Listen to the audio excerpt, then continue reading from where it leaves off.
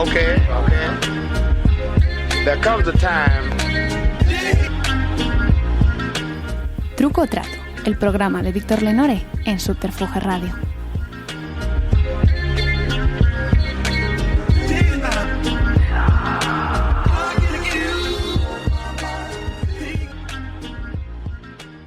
Bienvenidos a un nuevo episodio de Truco o Trato, el programa de entrevistas de Subterfuge Radio. Hoy estamos con Santiago Armesilla, escritor, doctor en economía, politólogo, investigador. Muchas gracias por venir, Santiago. Gracias por invitarme, para mí es un honor.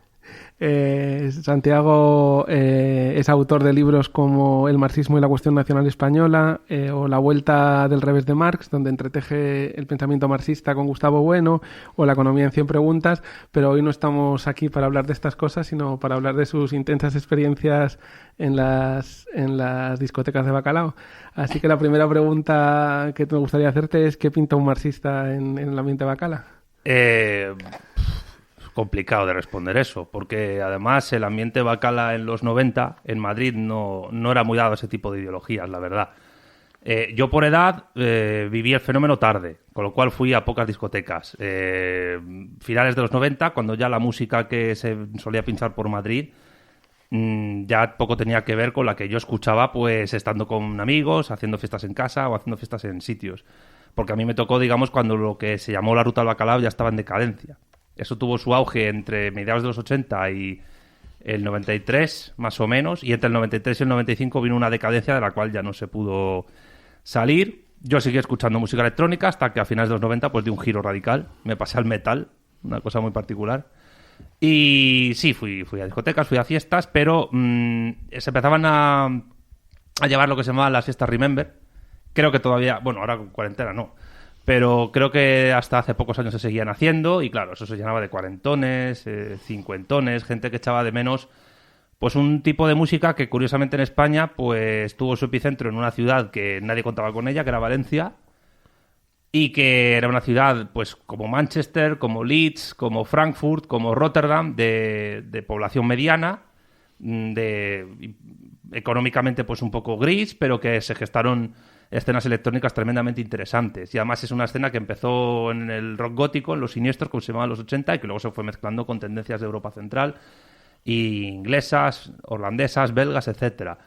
Yo la verdad es que me lo pasé muy bien, hice muchos amigos, y fue una época, la verdad, muy bonita. Todo lo que va entre el 91 y el 98, a pesar de que la música cambió mucho, fue bastante interesante. Por lo menos en lo que es...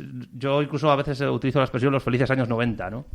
Como analogía de los años 20. Y me siento un poco extraño porque estando en una radio como esta, como Subterfuge, pues hablar de un tipo de música que en estos ambientes, me corrige si estoy equivocado, donde este tipo de música ha solido ser menospreciada o infravalorada en su impacto, en su desarrollo y en los medios que utilizó para expresarse, pues me llama la atención, pero bueno, supongo que el tiempo de la nostalgia, incluso por la nostalgia, cuando la gente tiene nostalgia de un tipo de cosas que no vivió, pues suele ser curioso, ¿no? Sí, bueno, yo te doy la razón totalmente en que en ese ambiente indie hipster y gafapasta al que yo pertenecía, por cierto, estaba totalmente estigmatizada. Luego hubo algunos tímidos intentos de reivindicación tardía, por ejemplo, Fangoria, que metían, se inspiraban en este tipo de ritmos, en algunos de estos tipos de ritmos para hacer canciones pop, para revitalizar sus canciones pop. Pero vamos, tu teoría, si no me equivoco, es que esta escena, digamos, bacalao o maquinera o lo que sea, tiene algunas de las innovaciones más importantes de la música popular española de nuestro tiempo, ¿no? Bueno, yo incluso diría más. Lo que se llamó popularmente bacalao, que el nombre supuestamente vino por un cliente de una tienda de discos valenciana que se supone que era vasco, que era de Bilbao, pues cada vez que escuchaba junto con otra gente algún tema que le gustaba, decía, esto es bacalao de Bilbao. Y entonces la expresión se quedó. Antes eso se llamaba Sonido Valencia, de hecho la ruta no se llamaba Ruta del Bacalao en inicio, se llamaba Ruta Destroy. En principio solo estaba circunscrita a pequeñas discotecas de la provincia valenciana, alguna de Alicante, pero luego se extendió pues básicamente a todo el territorio nacional. Es decir, gente que iba de Barcelona a Alicante, gente que iba de Madrid a Valencia en coche, algunos se quedaron por el camino. Extranjeros muchos, gente de Portugal, gente de Italia, gente de Francia, algún inglés también. que bueno, iban a Ibiza y luego les hablaban de Valencia, que era un rollo bastante más gamberro, bastante más cañero, y a algunos incluso les gustaba más, ¿no? Los que estaban, la gente sobre todo que venía de, bueno, aquellos que no estaban tan influidos por el house, creo yo. Y yo voy más allá de lo que tú dices. O sea, para mí el llamado sonido Valencia, y siendo madrileño creo que tiene mérito porque la escena tecno madrileña en los 90 era mucho más tecno, mucho más machacona que la valenciana, que era más melódica. Supongo que ahí también influirían las propias tradiciones musicales de la región valenciana. Es para mí el fenómeno de música popular en la época de la democracia española más importante que ha habido. O sea, muchísimo más importante que la movida madrileña. Con más impacto que la movida madrileña para mí, con más impacto que el llamado rock radical vasco, y además un tipo de escena musical que no estuvo nunca controlada o que intentó no ser controlada por ningún tipo de fuerza política, como pasó con la movida madrileña por parte del PSOE, por el rock radical vasco por parte del Mundo Abertzale tardíamente, porque grupos como Escorbuto no tenían nada que ver con eso. Y sí es verdad que a finales pues hubo unas ciertas tendencias de extrema derecha, pues los nacional bacalaeros y tal, y dicen algunos que partidos como España 2000 surgió de aquello en Valencia, pero realmente en un inicio no tenía nada que ver. O sea, yo creo que hay que encuadrar ese fenómeno en esos fenómenos de escenas musicales electrónicas de segunda mitad de los 80, primera mitad de los 90, que surgieron en Europa Occidental, en unas ciudades muy determinadas que ya he dicho, y que explotó de una manera es espectacular, hasta el punto que mucha gente se socializó en su niñez escuchando ese tipo de música, aunque luego cambiara otras cosas, y luego algunos siguieron. Aunque claro, la música cambió, las drogas cambiaron, la música bajó de acelerón, el house pegó muy fuerte en el 95-96 en España, y muchos DJs que pinchaban este tipo de música se pasaron al house para poder comer, para poder vivir de pinchar. Luego influyó a otras escenas, como La Máquina, que era algo más catalán, que estaba muy influido por el hard trance de Bélgica, etcétera, etcétera. Y subió los BPMs, la droga cambió. Bueno, Pastis y Wenry, Nando Discontrol, toda esa gente que empezaron muy cerca de la órbita valenciana, pero que luego se crearon su escena propia, que bebe de Valencia también. Y luego tenías Madrid, que ya digo, era tecno más machacón, pues discotecas como Voltereta, Omen, Overdrive, donde pinchaba Abel Ramos, que no sé qué habrá sido de él. Y que mezclaban el rollo valenciano en un inicio con cosas pues más centroeuropeas, más Bonsai Records, Hard Trance de Bélgica, cosas bastante chulas de música que a mí me gustaban bastante, pero claro, ahora vamos a hablar de Valencia, no vamos a hablar de cosas que escuchaba yo después. Lo que sí tengo claro es que hubo un momento incluso que algunos recopilatorios de música, de los megamixes famosos, ¿no? Que está muy poco... Me estoy extendiendo con esto porque los megamixes me parece algo importante a tener en cuenta. En España se creó una escena de megamixes comercialmente muy exitosos, que algunos vendían incluso más que discos de artistas pop o rock de la época, y que eran piezas de orfebrería, de pura artesanía. Eran discjockeys que eran contratados por discográficas como Max Music o como Blanco y Negro. Ahí estaban, pues, creo que Raúl Orellana, Toni Peret, José María Castells, Quique Tejada después, que eran contratados en principio por poco dinero para hacer un megamix, que se tiraban un fin de semana casi sin dormir para hacerlo, pegando cinta. De hecho, hay un vídeo en YouTube donde se explica cómo hacer un megamix en el año 90, para explicar cómo se hizo el Max Mix 11. Y era pura artesanía cuando todavía no había computadoras para poder hacer esto de una manera fácil. Y claro, lo que pasa es que luego pues salía a la venta y tenías pues un Máquina Total o un Lo Más Duro, que eran discos de oro el primer día de salida. Y que además eran casi cronistas de sociedad y política, porque te salían ya en plan paroxismo y burla, ¿no? Había un Currupipi Mix que salía Jesús Indubrique en la portada. Yo me acuerdo que esto era muy heavy. Yo creo que esto es impensable ahora. Cuando salió el Bombazo Mix en el año 95, la portada era José María Aznar, que todavía no era presidente del gobierno, y se llamó Bombazo Mix por el intento de asesinato por parte de ETA con un coche bomba. O sea, fíjate hasta qué punto eran a nivel de cultura pop transgresores en esto, ¿no? Les daba igual 8 que 80. Y claro, en las discotecas pues la gente bailaba canciones que eran algunas muy paródicas. Es verdad que la calidad, a medida que la cosa fue en decadencia, fue bajando, pero uno se encuentra en esa época incluso joyas que no tienen nada que envidiar a la música electrónica bizarra y supuestamente intelectual que se podía hacer en yo qué sé, pues en Berlín. En Berlín o en Londres, en Sheffield, en cosas así. Es decir, no tenían nada que envidiar a a Orbital, a Leftfield. Claro, alguno me dirá, ¿pero qué está diciendo este hombre?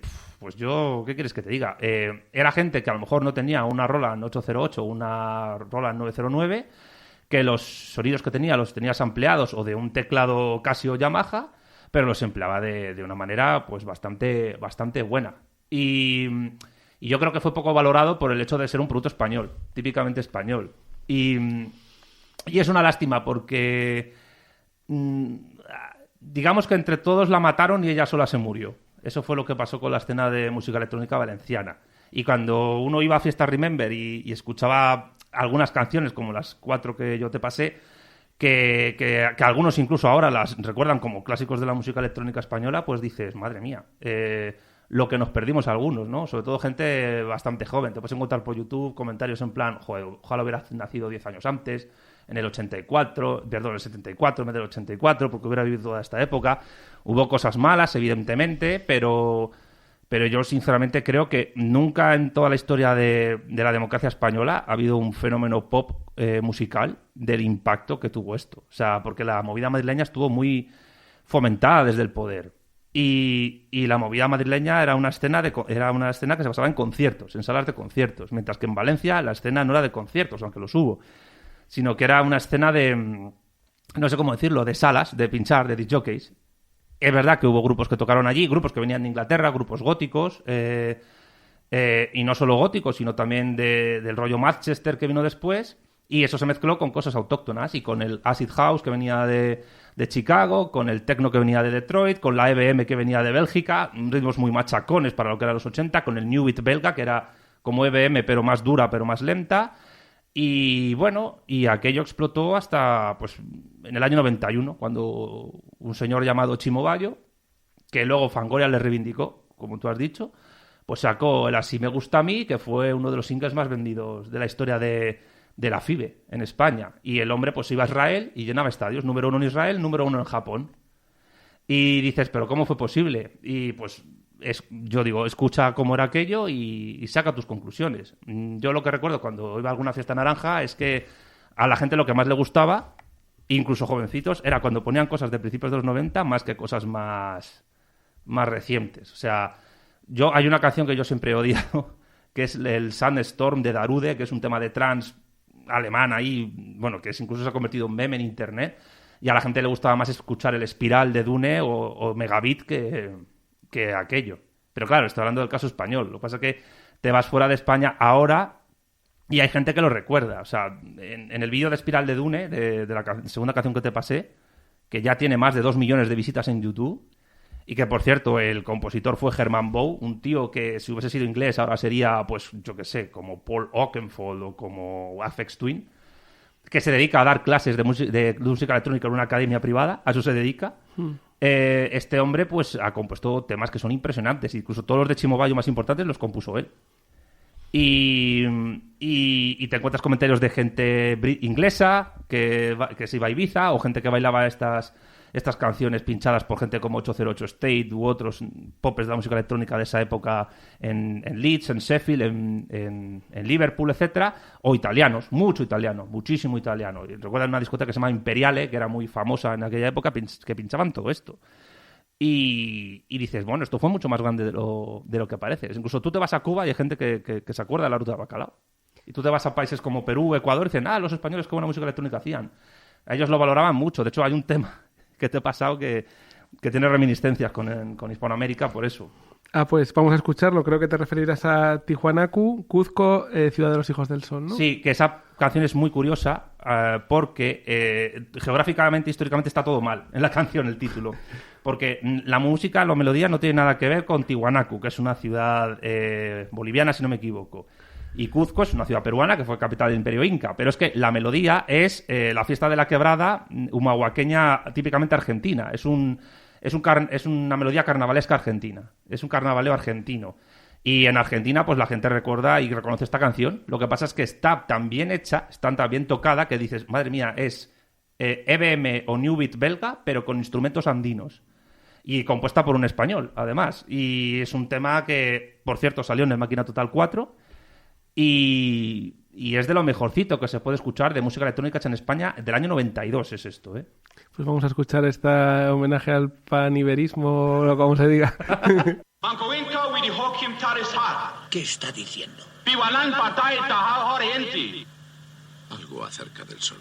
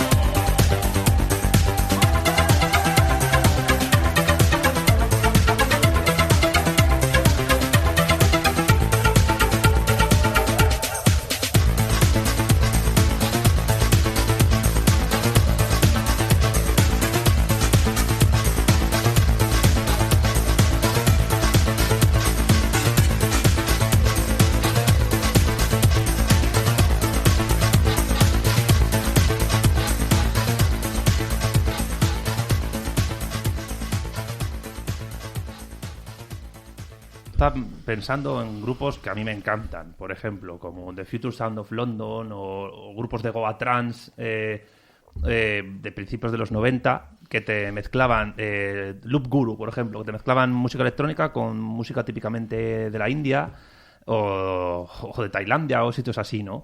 Y de repente llega un señor que se llama PJ Lanzagorta, que nadie sabe quién es, ni el Máquina Total 4, y te mete esta canción con sonidos andinos. Copiando es un estilo que ya se hacía en Italia, había un par de grupos que lo hacían. Atahualpa tenían un par de canciones, una El Último Imperio, que es un poco negro legendaria, y otra muy buena que se llama La Furia y el Cóndor, que es muy parecida en este estilo. Y luego Datura, era otro grupo italiano de música trance. Tenía un estilo parecido, tenía un tema del año 92 bastante bueno llamado Hierba del Diablo, que fue un éxito, ¿no? En todo lo que es Europa Occidental, en la escena trance. Y claro, tú escuchas es lo que tú dices, tú escuchas esta canción y dices, si hubiera sido otro señor inglés, pues ahora sería un dios de la electrónica, y no, es un señor que publicó en el Máquina Total 4. Y de repente, pues ves los comentarios de gente de Perú, de Bolivia, de Argentina, y dicen, bueno, es un temón. De hecho, ellos dicen la palabra temazo también, o sea, realmente es un temazo y está muy bien hecho, las flautas son reales y está muy bien compuesto, es una maravilla. Bueno, pues vamos, ¿tienes alguna explicación por la que piensas que hay ese complejo de inferioridad español de la música que viene de Londres, Nueva York o Los Ángeles o Berlín tiene que ser por fuerza mejor que la nuestra? A ver, yo reconozco que hubo un bajón de calidad a partir de un cierto momento, entre el 94 y el 96, cuando la escena de la Ruta al Bacalao se fue al garete, la música bajó de calidad. Pero yo creo que eso es algo que pasa en cualquier escena musical donde hay una decadencia. Yo creo que la gran diferencia estriba en que no hubo autoridades ni públicas ni privadas que apoyaran estas escenas musicales en España, esta escena musical en España, como sí pasó en otros países, que los han vendido incluso como un producto nacional. Es decir, los alemanes venden la música trance como un producto nacional. Los holandeses el hardcore lo venden como un producto nacional. Los ingleses, pues todo lo suyo, el jungle, el drum and bass, el blip techno, todo. Y los estadounidenses, pues el techno de Detroit y el house de Chicago, sobre todo. Igual que los puertorriqueños venden el reggaetón. Y bueno, hay otras escenas. Los japoneses venden su J-techno, su J-pop, que no deja de ser música electrónica. Los surcoreanos el K-pop. Es decir, o incluso los rusos, el hard bass o hard bass, como dicen ellos, lo venden como un producto suyo. El tema es que una escena... En España hubo un par de escenas electrónicas propias, que fueron La Máquina en Cataluña y el Sonido Valencia Bacalao en Valencia, pero que luego repercutió en toda España.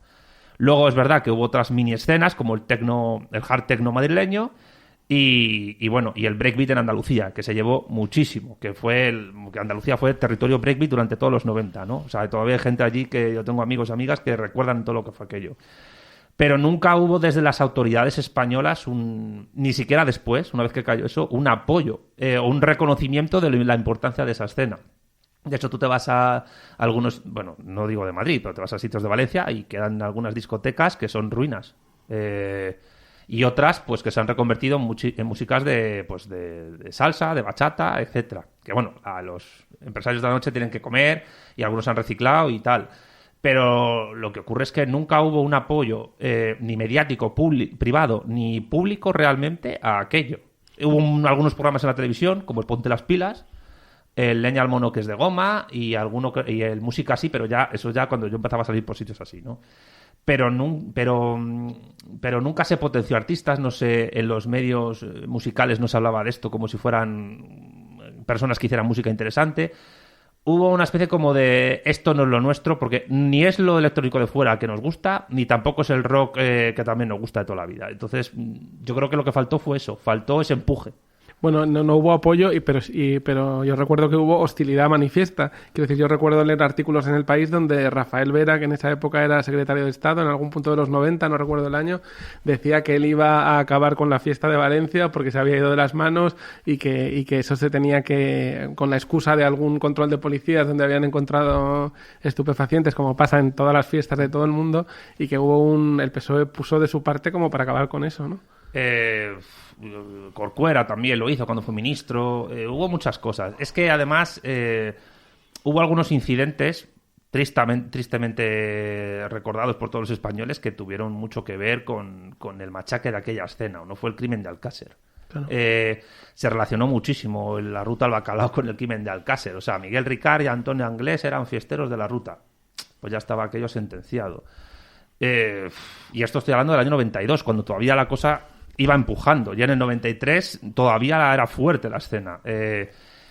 Pero yo creo que no resistió el paso del tiempo, el empuje de otras músicas, la bajada de calidad y, digamos, pues una cierta persecución, no sé si llamarla política, pero claro, como tampoco era un tipo de música que buscara algún tipo de trascendencia vital ni reivindicar nada así social, sino simplemente pasárselo bien, pues ya digo, insisto, entre todo la mataron y ella sola se murió. Y luego cuando vino el PP, pues peor aún, porque los bacalas se volvieron conservadores, se volvieron de derechas. Yo recuerdo que la gente empezaba a llevar los pantalones de España del ejército de chándal como forma de ser bacala y las sudaderas de Lonsdale y marcas incluso de skaters que se las llevaban no sé por qué. Y luego en el 97-98 todo el mundo cambió y empezaron a fumar porros y le empezaron a gustar porretas, reincidentes.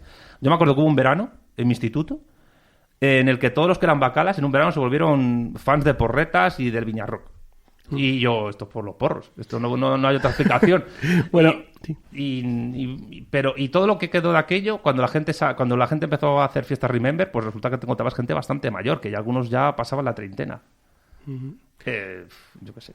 Yo creo que por lo que cuentas hay que hablar un poco de clasismo, ¿no? Que hay una mirada clasista. Yo recuerdo la primera vez que hablamos fue cuando yo presenté Indies, Hipsters y Gafapastas en la Fundación de Estudios Marxistas y tú hiciste una pregunta explicando que una vez te habías comprado un Dance Deluxe y que hablaban de la música, digamos, de este tipo de música de las discotecas populares donde iban los chicos de clase trabajadora estigmatizándolos totalmente, ¿no? ¿Cómo fue aquello? A ver, el primer Dance Deluxe, que fue el del año 96, yo me acuerdo que me lo compré y yo estaba ya ahí oscilando entre el sonido valenciano de Cadencia, el hardcore que venía de Holanda y el hard trance que venía de Alemania. Y me acuerdo que me cabré muchísimo en la parte que hablaban de hardcore. De hecho, años después tiré todos los Dance Deluxe que tenía a la basura. O sea, solo conservo los CDs, que me gustan algunos. Me compré del 96 al 99, no me compré más. Y ¿¿puedo decir el nombre del periodista que lo redactó? Claro, perfectamente. Luis Yes, sí, que es un tío que sabe de música, pero al hablar, por ejemplo, del hardcore en Holanda, decía: sus seguidores son muchachos holandeses de clase trabajadora y en algunos casos de tendencia fascista. Y yo... Pero luego tuvo que rectificar 2 años después, en el 98, cuando dijo, bueno, pero también hay algunos que hablaba de un sello discográfico llamado Mokum, que tenía en su etiqueta United Gabbers. Los Gabbers son los seguidores del hardcore. Against Racism and Fastings, perdón. Y claro, y luego decía el tío, la frase se me quedó grabada, porque dice: lo que sucede es que para muchos el ruido solo es bueno si surge de forma intelectualizada desde la clase media, pero es malo si surge de la clase trabajadora y de las bolsas de marginación. Y yo pensé, claro, es que tanto Rotterdam como Valencia y otras escenas, incluso el jungle en parte, y etcétera, eran el patito feo de la música electrónica de aquella época, porque eran música de extracción obrera o lumpen de zonas urbanas de Europa Occidental, que era música de gente que de repente había adquirido pues un sampler, un sintetizador o una caja de ritmos de manera muy barata y que empezaban a trastearlo. Y era gente que de lunes a viernes trabajaban y llegaba el fin de semana y querían desfasar. Había una canción que se llamaba Demasiado, de Jay y Zona Industrial, que estaba en Lo Más Duro 2, que además tenía letra, porque decía la letra: es fin de semana, comienza el festival, la música me da fuerzas para continuar, dejo el trabajo y me pongo a bailar, este fin de semana lo pasaré genial. El tema era gente que quería un subidón de adrenalina tremendo durante el fin de semana, controlado, que era una cosa muy controlada. En el fondo, si lo piensas fríamente, era algo muy conservador. Lo único que querían era desfasar el fin de semana y de lunes a viernes pues seguir con su trabajo, teniéndolo todavía. ¿Había algo de clasismo? Hombre, por supuesto, pero es que estaba claro. Tú ves que el origen lejano de todo esto es la música industrial y el noise y todo eso, que el noise es ruido. Pero claro, es muy bonito decir: wow, escucho a Merzbow, el japonés este que está con una batidora durante 1 hora y una taladradora haciendo ruido, y luego grupos así como Throbbing Gristle y White House, que hacen letras asquerosas, pero como son intelectuales ingleses, pues mola y está bien. Pero luego llegan unos señores que le ponen ritmo house con distorsión y que se lo quieren pasar bien, y era terrible. Y yo no niego lo negativo de esas escenas, por supuesto, ni cierta intencionalidad política, pero claro, en la escena hardcore holandesa había DJs que eran negros. y lo sigue habiendo. Y en la escena valenciana había gente que en absoluto venía de familias fachas ni nada por el estilo. Pero era gente que hacía cosas muy, muy interesantes. Pero yo lo que veo es que hay un problema, y no creo que el bacalao, el hardcore o el hard trance sean las únicas escenas que les pasa. Yo creo que cuando gente de extracción obrera utiliza medios para hacer música y lo hacen utilizando los mismos instrumentos que utilizaron gente de vanguardias décadas antes, cuando esos instrumentos eran todavía caros, pues hay un cierto menosprecio, empezando por las propias vanguardias. Algo parecido pasó con el heavy metal y el punk cuando surgieron en Londres, en Birmingham y todo eso, porque era gente que salía de la fábrica y se iba a tocar música, y de repente utilizaban guitarras y distorsiones que utilizaban pues universitarios pijos de universidades yankees o inglesas, y de repente salía Black Sabbath y hacía otra cosa. Y lo mismo con el punk. Entonces, un grupo de arte y ensayo, como eran los Throbbing Gristle a finales de los 70, te hacía música industrial y temas así supuestamente incorrectos, y resulta que 10 o 15 años después, unos chicos en Valencia o en Rotterdam o en Frankfurt o en Birmingham utilizaban los mismos sonidos que esta gente, pero con ritmo y simplemente para divertirse. Entonces, estaba prohibido pasárselo bien utilizando medios que vanguardias artísticas habían utilizado. Claro. Yo creo que hay un clasismo muy claro ahí. Claro, es que yo disputo incluso, yo creo que sí que había una vertiente emancipadora que tiene que ver con justo lo que acabas de decir. Por ejemplo, yo cuando he hecho artículos de la Ruta del Bacalao me he encontrado con gente como Vicente Pizcueta, que fue responsable de algunas discotecas, licenciado en filosofía, y decía, es que antes de que llegara el bacalao, la diversión era un coto privado de señoritos que les iba bien en el franquismo, la gente pobre estaba para trabajar y no para divertirse, y esto es la incorporación al ocio nocturno de la clase trabajadora, y eso tiene una dimensión emancipadora clara. No sé si te parece muy forzada la...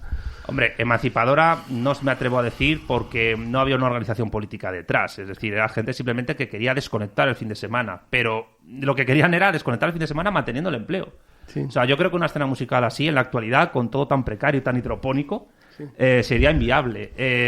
De hecho, el sonido en Valencia, el sonido bacalao, a inicios de los 90, a finales de los 80, partió en parte también de otra escena rockera un poquito elitista, que era el mundo siniestro, gótico o afterpunk o postpunk. Que ya en su día, recuerdo que no le toleraron a The Cure que empezaran a hacer temas pop, que ya era algo, madre mía, pero esta gente como hace... Que además de Cure es que lo hacían muy bien, porque te cogían una canción con sonido típicamente gótico y la letra feliz, y luego al revés, música feliz con letra triste. Y algo parecido pasaba en Valencia. Era gente que incluso pues hace 2 o 3 años escasos eran personas que se vestían de negro y se cargaban los pelos y se maquillaban de blanco y negro, y te escuchaban de Sisters of Mercy, de Cure, Bauhaus, etcétera, y que de repente escuchaban house y techno de Detroit y querían mezclar las dos cosas. Y luego, pues, sonidos típicamente pues de tradicionales de Valencia, que hay mucha orquesta de viento, mucha trompeta. El sonido de Valencia tenía mucha trompeta. Y luego se lo mezclaban con guitarreo gótico. Había cosas tremendas. Uno de los primeros grupos que mezclaron eso pues fue el grupo ¿cómo era? Julio Nexus, Gani Manero y Fran Lenaers, que eran Interfront, que también se llamaban Megabit.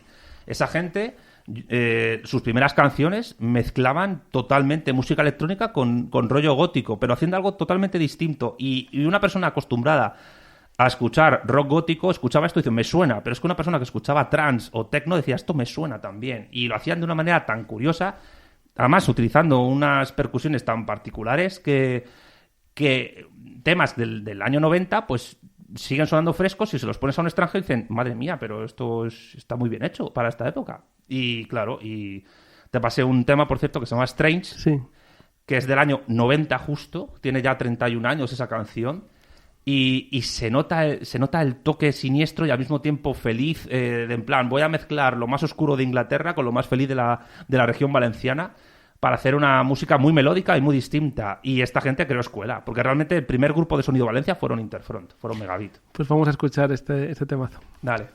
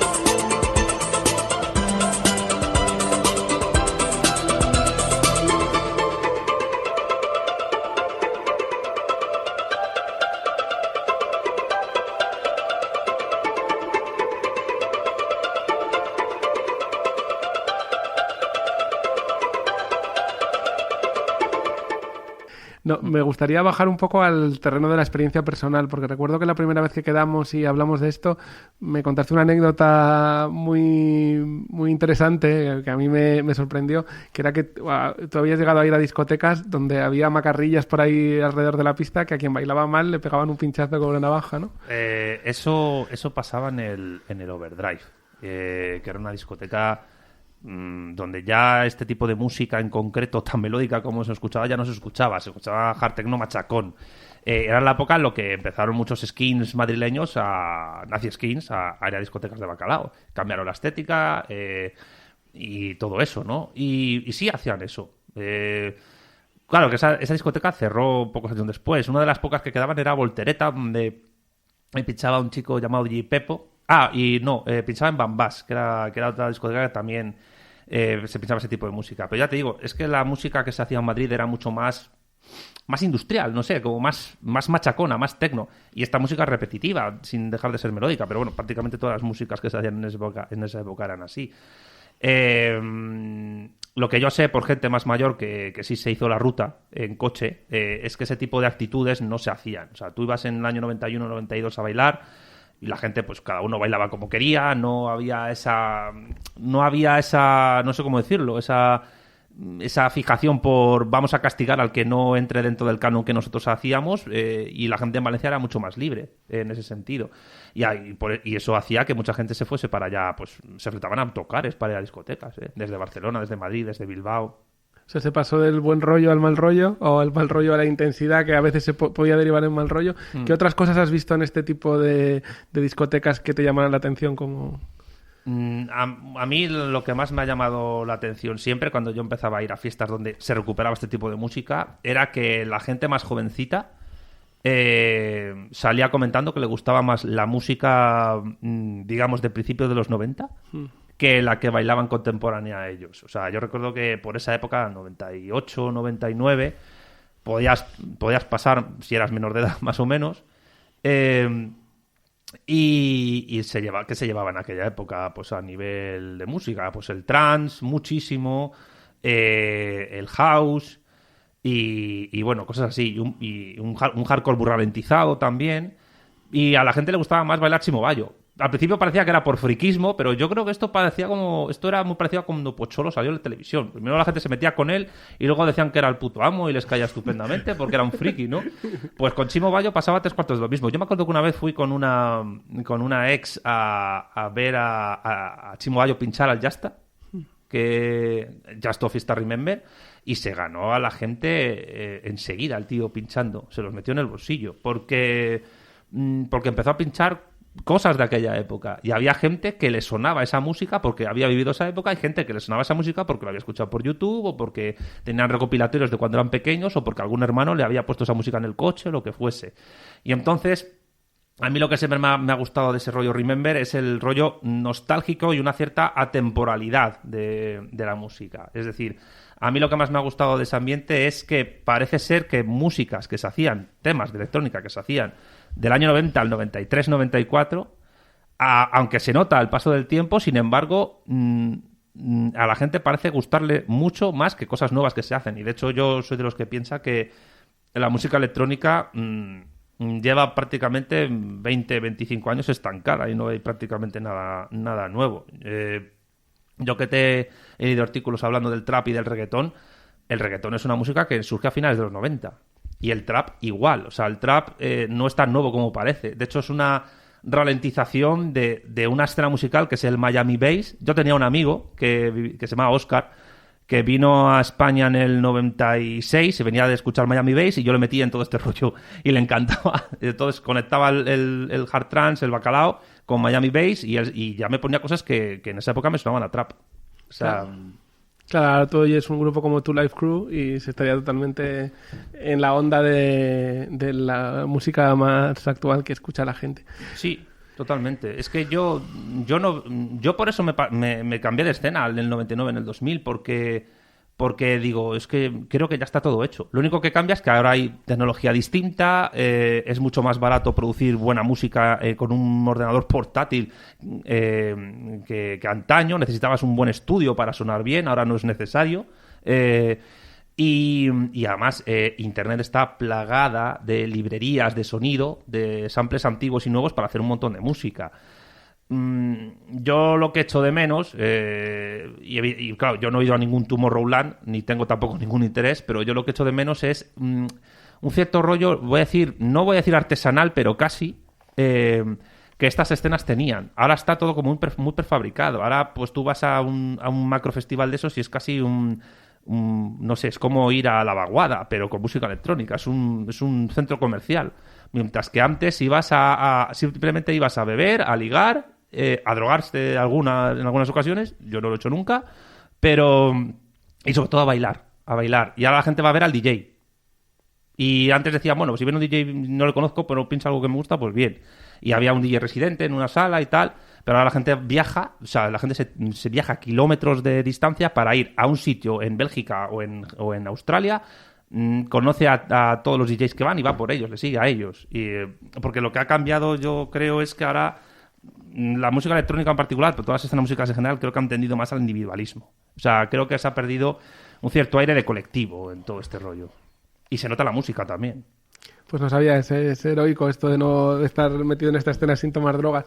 Pero no quiero acabar... No soy el único, ¿eh? Ya sé que no eres el único, pero es minoritaria, es una posición muy minoritaria. Sí, yo he visto gente que se ha metido cosas inenarrables, metadona vaporizada, somníferos para caballos, pero en los 90, ¿eh? Sí. Bueno, la ketamina es un relajante muscular para caballos, ¿no? Sí.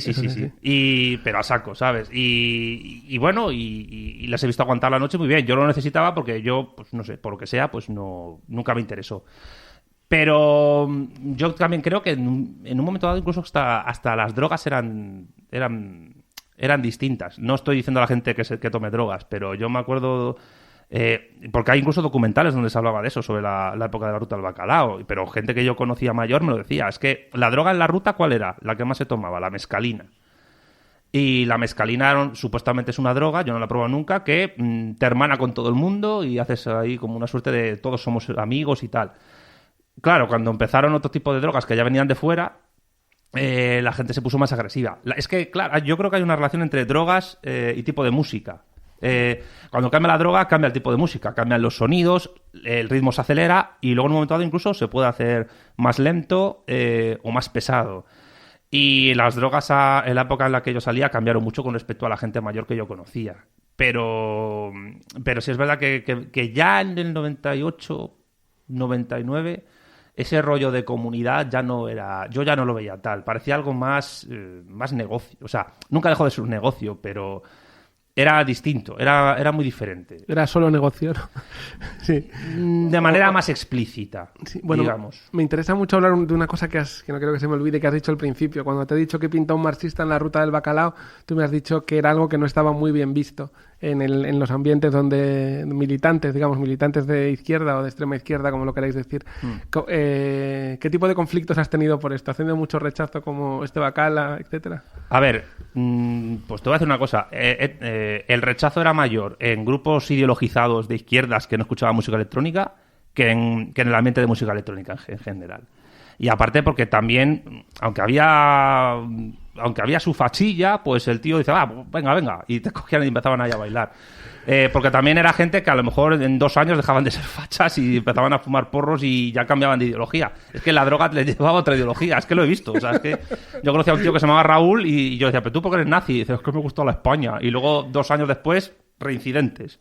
La camiseta, reincidentes, escape. Y yo, no lo entiendo. ¿Cómo es el porro? Es el porro. Es la única explicación que le veo. Y luego, pues, yo qué sé. Mira, yo conocí a un chico que se llama Rubén en el instituto, que ya era indie en el año 95, 96.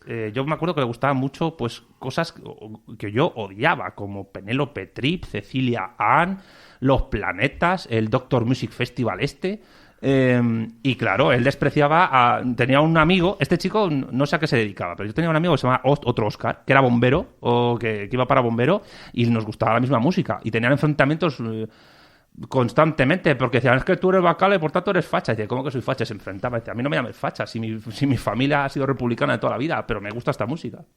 Entonces, claro, había un cierto elitismo ahí, progre, en el Britpopero hispano, que hacia la persona de clase obrera que escuchaba una música que era mucho más fácil de hacer porque requería menos dinero para hacer. O sea, tú para tener una banda de rock necesitas pagar un local, instrumentos, un ampli, yo lo sé porque he tenido bandas de heavy metal, y si vas a dar un concierto por ahí, pues tienes que llevar a más gente y dar de comer a más gente. Si tú eres un DJ, pues tú tienes tener tu estudio casero, que a veces yo conozco un amigo que se llama Raúl, que su estudio casero es como una nave espacial, literalmente, pero era mucho más barato hacer música. Y si tú te vas a un sitio a pinchar, vas tú solo, pero... y era otro chico que también le gustaba este tipo de música, Raúl, y pinchaba, y de hecho trabaja en la Unión Musical desde hace muchos años, en la red de tiendas, y también le llamaban facha solo por escuchar esta música. O sea, es verdad que por esta gente que iba a pinchar en la Overdrive hubo una relación ideológica entre me gusta esta música, soy facha, y no era del todo cierto. Si tú escarbabas un poco, te encontrabas de todo, pero fachas muy poquitos, y los que veías... estaban siempre realmente en el mismo sitio, vestían todos prácticamente igual y eran reconocibles. Pero es que luego alguno cambiaba. De hecho, yo conozco un chico que iba de facha y luego resulta que era gay. Y ocultaba el rollo gay por el rollo bacala. O sea, he visto de todo. Pero sí he visto una suerte de mirada por encima del hombro a la gente que le gustaba esto. Pero claro, si luego escarbas, cuando ya eres más mayor y escarbas por... el origen de todo este tipo de músicas, te das cuenta que gente que venía de las vanguardias, gente que eran artistas, los primeros drag queens que hubo en España en discotecas fueron en Valencia, fueron en la Ruta del Bacalao.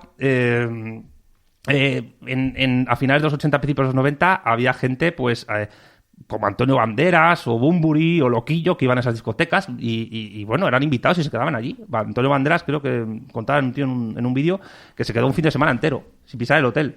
Y claro, como la gente además se iban a la discoteca, había discotecas que abrían a las 6 de la mañana y la gente madrugaba para ir a bailar. Ese tipo de horarios ahora son imposibles de entender. O sea, los after hours existían cuando no se llamaban after hours y además la gente estaba en la discoteca o en el parking haciendo una paella. Y en Valencia, claro, y hacían una paella y se ponían allá a comer mientras escuchaban música electrónica. Y claro, ese rollo a gente que venía de Portugal, de Francia, de Italia, les llamaba mucho la atención. Y algún inglés que se volvía loco también. Es que era todo tan distinto. Y yo creo que yo lo que viví fue la inercia y sí vi el inicio de... No el inicio, sino los restos de desprecio sociológico por parte de cierta gente a este tipo de ambientes. Porque, insisto, tú ves la biografía de algunas personas que se iban a esos sitios... o con los que yo iba, y para nada eran así. Lo que pasa es que, bueno, yo cuando tenía 16, 17 años, pues yo ya estaba formándome en marxismo, leyendo cosas, pero me hacía entender con la gente que escuchaba ese tipo de música. De hecho, yo te digo una cosa, yo odio a los cantautores. O sea, no hay cosa más plasta que haya que un cantautor. O sea, yo qué sé, bueno, lo voy a decir, es que me da igual. O sea, yo a Ismael Serrano, es que es un tío que imita la voz de Serrat en malo, y yo tengo amigos que les encanta Ismael Serrano, y yo no lo aguanto. Y el único cantautor que me gusta es Ali Primera, político, el venezolano, que me parece buenísimo, y luego, a lo mejor te sorprendo, José Luis Perales. No, me encanta, es un dios de la música. No, ese tío es cantautor, pero es que tiene temas, cuidado, pero claro, ¿de qué habla? De la vida cotidiana, de los desamores, de los divorcios, de cosas así. Y yo la música política realmente, pues, no sé, a ver, me das a elegir entre Ismael Serrano y un coro de Ejército Rojo, y prefiero el coro de Ejército Rojo, 1000 veces. Es más épico, me llena más. Pero me das a elegir entre Ismael Serrano y yo qué sé, y cualquier tema de estos que te he puesto, una sesión de Abel Ramos o una sesión de Quique Jaén o un recopilatorio de Tecnovalencia, el 3, por ejemplo, que yo creo que era el mejor, y me quedo con eso. Y me quedo totalmente con eso. Y la gente tendrá que analizar, los que vivieron esa época, la despreciaron, qué les llevaba a despreciar aquello. Y yo creo que muchas veces era el condicionamiento histórico y social en el que vivían para ese desprecio, porque ese desprecio venía sobre todo por gente del PSOE. Cuando a lo mejor te ibas a muchas discotecas y lo que tenías eran muchos votantes del PSOE ahí. Y nunca se lo habían planteado. Pero bueno. Bueno, pues tenemos que ir acabando. Yo creo que hay que aclarar respecto al comentario de tu amigo que te puede gustar España y no ser facha. No, claro. Claro, yo no sé qué ha sido de este chico, no tengo ni idea. Sé que el otro, Óscar, de hecho, acabó en Izquierda Unida, el que era bacala. O sea que fíjate las vueltas que da la vida. Y bombero. Bueno, Santiago, pues muchas gracias por venir. ¿Qué canciones cogemos? ¿Ponemos la de Piropo, por ejemplo? No, mira, vamos a... La de Piropo a mí me encanta porque además fue la primera canción que escuché cuando fui a Alicante. Pero vamos a poner la de Espiral. Sí. Solo por homenaje a los 2 millones de visitas que tiene ese vídeo en YouTube y porque este pequeño homenaje que hemos hecho a esta escena creo que se debe cerrar con la que yo considero que es la canción de música electrónica más importante que se ha hecho en la historia de España. O sea, que es que los británicos se volvían locos cuando ponían esto allí y no conocían nada de lo que era la escena del Sonido Valencia. Y a la gente se le pone el pelo como escarpia solo cuando escucha esto. Y yo creo que la gente cuando escuche la canción va a entender lo que fue todo aquello, porque es que es el himno, más que las canciones de Chimo Bayo, ¿eh?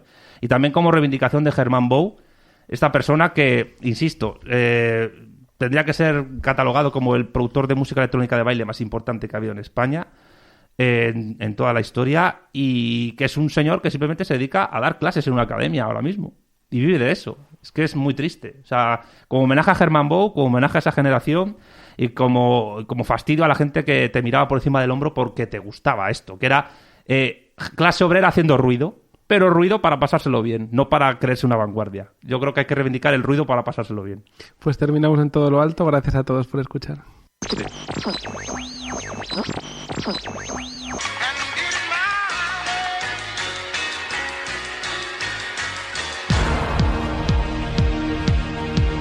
Espiral.